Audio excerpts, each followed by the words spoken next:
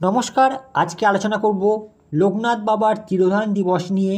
কিভাবে আপনারা এই লোকনাথ বাবার তিরোধান দিবস পালন করবেন, আর এই দিনকে বাবা লোকনাথের পূজা অর্চনার মাধ্যমে কিভাবে আপনারা দারিদ্র যোগকে খণ্ডন করতে পারবেন, কিভাবে আপনারা জন্মকুণ্ডলিতে বিষ যোগ যদি থাকে তাহলে তা থেকে মুক্ত হতে পারবেন।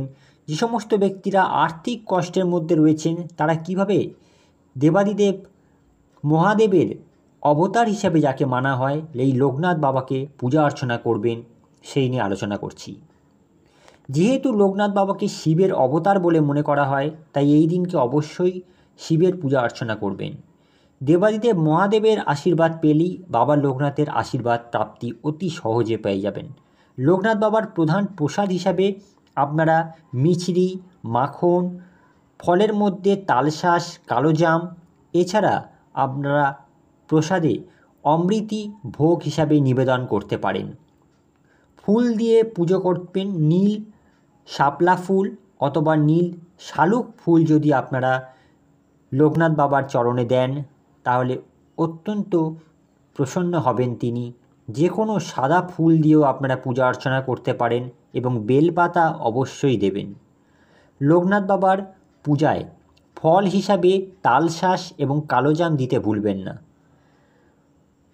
এই দিনকে ধূপ দ্বীপ জ্বালিয়ে চন্দন দিয়ে আপনারা লোকনাথ বাবার পূজা অর্চনা করুন, সুগন্ধি ফুল দিয়ে পূজা অর্চনা করুন। এছাড়া লোকনাথ বাবার পাঁচালি পাঠ করতে ভুলবেন না। দরিদ্র ব্যক্তিদের কিছু খাবার খাওয়ান এই দিনকে, এবং যে প্রসাদ আপনারা লোকনাথ বাবার চরণে নিবেদন করছেন সেগুলি আপনারা অবশ্যই কোনো শিশুদেরকে, কোনো বাচ্চাদেরকে আপনারা বিতরণ করার চেষ্টা করবেন।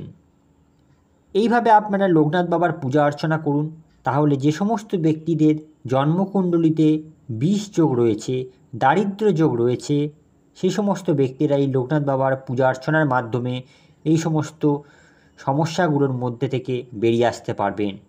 প্রচুর পরিমাণে আর্থিক সমস্যা যদি দেখা দেয় তাহলে সেক্ষেত্রে বাড়িতে লোকনাথ বাবার পূজা অর্চনা করুন।